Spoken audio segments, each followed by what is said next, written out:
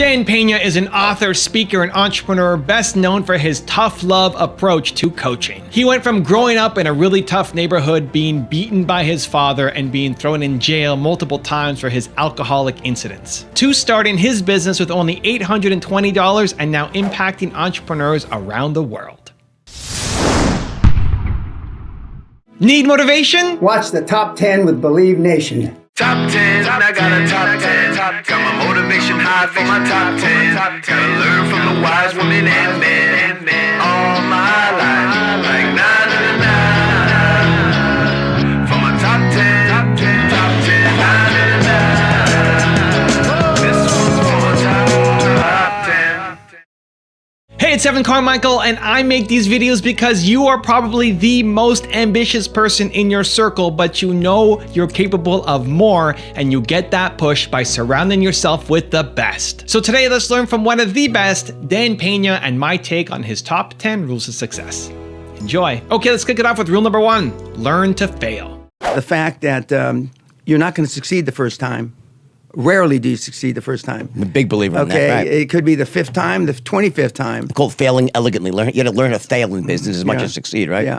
I wasn't too good at failing elegantly. No, the first time, me either. Yeah. I failed miserably the first time. Yeah, and I'm considered a roll-up guy, and but the first roll-up I tried in 1981 was a colossal failure. Which was what? What did you do? At the London Stock Exchange, I tried to roll 15 energy companies together, and it was the week before Princess Di married Prince Charles.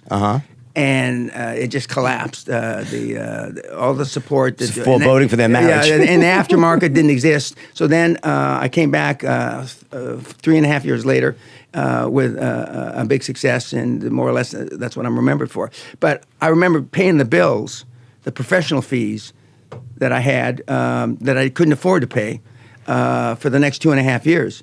That I contemplated walking away from, but I wound up paying them. But it took me 2.5 years, you know. So the kids today don't want to feel that pain. Rule number 2, stop complaining. I still work 50, 60 hours a week, and I haven't had to work in 35 years. 35 years. But the world has changed. I mean, and the kids. And when I started giving all my product away for free about 10 years ago, and the reason I went from the highest priced product on the planet to zero, because I got so tired of you crying, moaning, and whinging, oh, it's too expensive, I can't afford it. So now I give it to you for free. I get 3 times more emails now. Man, there's so much here, I don't know where to start. What do I do? So then a year ago, we developed a new product, QLA for Dummies. It was called QLA for Retards, but we got in trouble with the Retardation Association. They're going to sue me for using that word. So we pulled that out and we said just dummies. Dummy seems to be a politically correct, acceptable word, but not retard, okay? And but the results are even worse, because what you're saying is, okay, fine. I wasn't raised to go hit somebody if they spit in my mother's face, but I'm not willing to miss a holiday and stay in the office and work and let my family go without me. So the bottom line, you're not willing to do anything. You're not willing to sacrifice anything to be a high-performance person. Rule number 3, be accountable. I was raised very strictly, and I raised my children slightly less strictly. But I made him accountable. When my dad said, be home at midnight, he was waiting in the drawing room in the dark for whenever I snuck in. He'd throw me up against the wall, put a flashlight in my face to check my eyes, pupils for alcohol, smell my breath. The only thing he didn't give me was a blood test. And God forbid if I came home as a minor under the influence of alcohol. God forbid. Now, kids do a lot worse. Kids don't come home. You know kids. Maybe you didn't come home some nights. I was actually, I was pretty good. There was once I got arrested when I was younger, but apart from that, I was pretty good. That was just a case of me being with the wrong people at the wrong time. My father only had one goal for me growing up, to keep my son Danny alive till he reaches the age of reason. That may be 20, 30, 40, or 50, or maybe never. Thank God he lived long enough to see me reach the age of reason. Just about. Some people still don't think I'm at the age of reason, and be very successful. Rule number 4, focus. Let me ask you, I don't want to, you're beyond like steps for success, but like, just if you could really break it down, like if you're the average kid out there, Average schmuck kid. Average schmuck, give me like what's the plan, the 5-10 step plan? Laser beam focus. Laser beam focus. Okay, Step 1. Focus on the few, not the many. Focus on the few, not the many. Meaning, most of the kids or most of the adults have got 4 or 5 projects, none of which are worth a shit.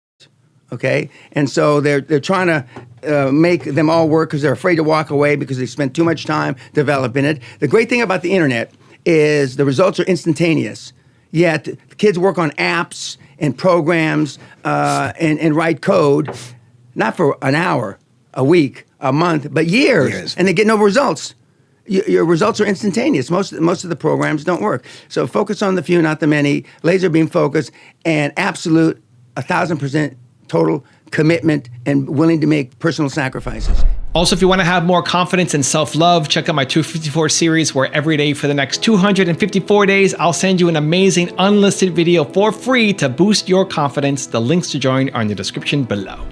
But no one does know initially, up front. You have to try. You have to swing at the plate. A kid like you, if you had to keep track of 7 days a week, 24 hours a day, what you do, you want people with a like mind and that are better than you, smarter than you, more intelligent than you to get on your bus. Rule number 5, be enthusiastic. Remember I said to you when you're talking to the financial institutions, one way or another, they're going to sneak a question in, is there any way this deal won't work? How does this deal collapse? How does this deal fold up? And you're going to say, you're going to jump out of your pantyhose and jump up and say, no, there's no way. This is the greatest thing since sliced bread, motherhood, and apple pie. You don't want any vibration whatsoever. And for some of you, for most of you, it's hard for you to be enthusiastic. Enthusiasm, self-esteem, enthusiasm, the God from within. And self-esteem, self-confidence, and all the things that we keep on harping. And why do I keep harping on them? Because most of the kids, not just in this group and not just on YouTube, don't have any. Because their role models have been, poor. Rule number 6, want it bad enough. I found making $450 million easy. Easy. And I wanted to do something more with my life. And so when I got into the financial coaching, I wanted to change the fabric of financial coaching, which I have. And I wanted to be known as and now that's what they call me, the greatest of all time. But this was just me flapping my mouth 25 years ago. Now I am the greatest of all time, vis-a-vis creating wealth through people like yourselves. And I wanted to leave that legacy. And I wanted people, like I'm from the barrio, I'm a real rough background, been in jail 5 times, did a lot of ugly things, which I don't recommend to anybody. But I'm glad it happened to me because I know what the other side, like some of you have never been, kicked in the teeth. I know what it is to be kicked in the teeth and my teeth be on the pavement. I know what that feels like. I know the humiliation. Forget the pain. You get over the pain. And I wanted the poor kids to understand that they had a methodology. There was a methodology used by one of them, and I'm considered for poor, although it's hard pressed for me to say how, they don't believe that I'm poor now. But I mean, that was once poor and got in a lot of trouble. You can do it if you want to do it bad enough. The operative part of that little description is if you want it bad enough. Muhammad Ali, which used to be Cassius Clay, the great fighter, arguably one of the greatest fighters ever, he was talking shit since he was 14, 15 years old, I'm the greatest. Before he ever had a professional fight. Rule number 7, have good manners. We're not setting high standards for ourselves anymore. People tease me about how I dress. This is my dress down look. Okay, I'm dressing down. Yeah. It's the day after New Year's, but there's people in my genre people in my ilk, other than Asians from India or Japan, where they wear a different kind of dress clothes. I mean, I tell the kids that I train, dress like the prime minister, dress like a president of your country, and you'll be okay. Okay? And not dress like a Kardashian, or dress like some of the sports stars. We just finished a 10-day seminar over Christmas, and kids, because we dress every day and we dress for dinner every night. I mean, some of the kids had to go out, and I think most of the kids had to go out and buy, and I call you a kid because I'm either old enough to be your father or grandfather. We had people in their 50s there, and we had people as young as teenagers there. Had to go out and, buy clothes. Otherwise, they can't come to the seminar. Now, I can see that why should a 20-year-old kid have to go and spend $5,000 on clothes? He doesn't have to come. I don't give a if he comes.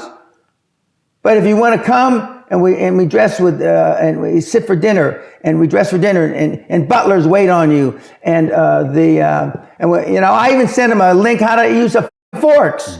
You start from the outside and work in and from the top down. Most people don't know to stand when a woman walks in the room.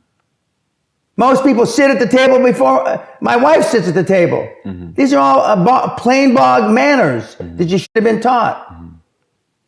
I like the manner, don't talk unless somebody talks to you. That way the royals used to be, where you couldn't look at them in the eye. First time I ever was presented to the Queen, she's only I'm exaggerating now, she's a very short woman. I mean, I said to the guy that was introducing me, if I look below her eye level, I'm going to be looking at her knees because she's so short. And nobody thought that was funny. Now, 35 years ago when I was first, I'm sure that they still wouldn't think it was funny.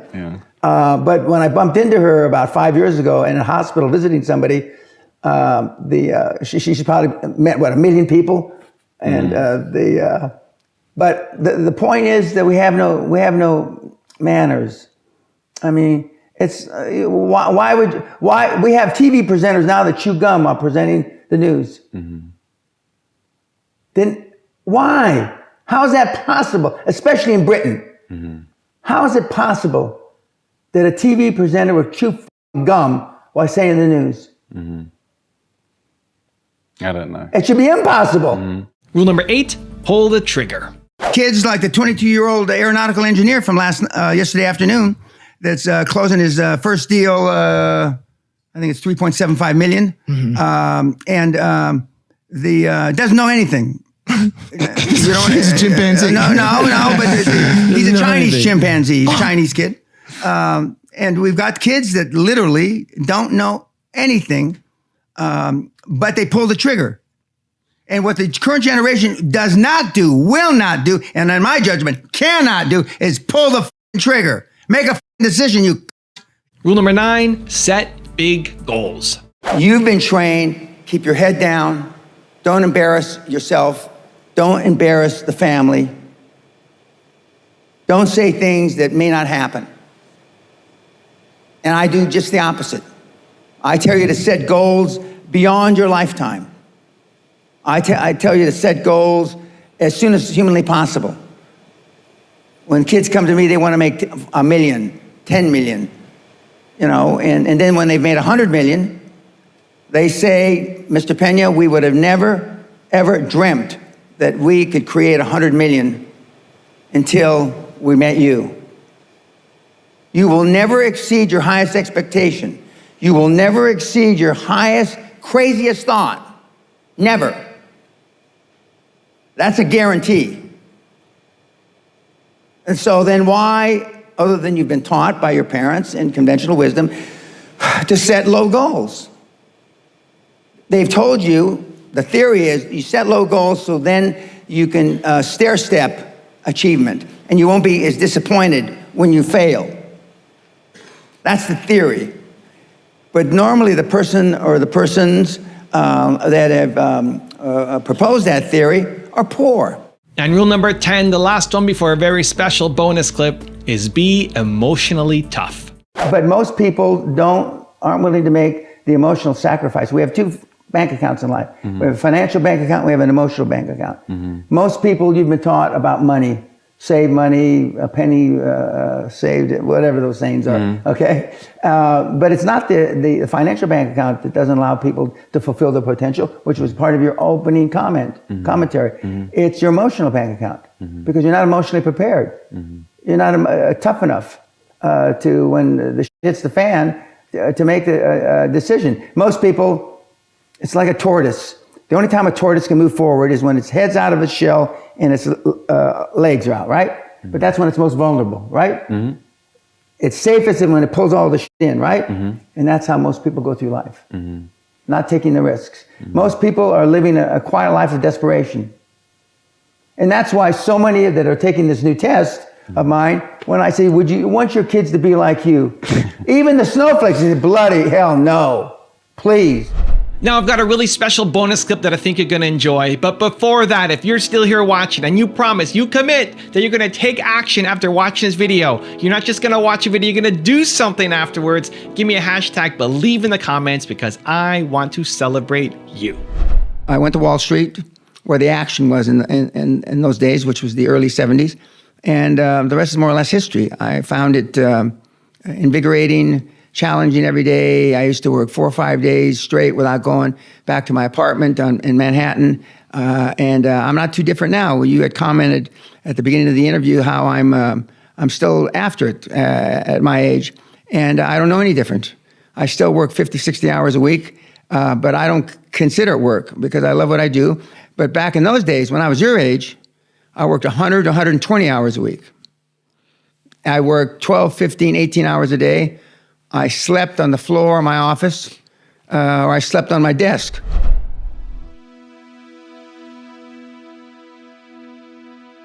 If you want 10 more awesome rules from Dan Pena, check out the video right there next to me. I think you'll enjoy it. Continue to believe, and I'll see you there. There's no compression algorithm for experience. The coders have not figured out how to write an algorithm for experience.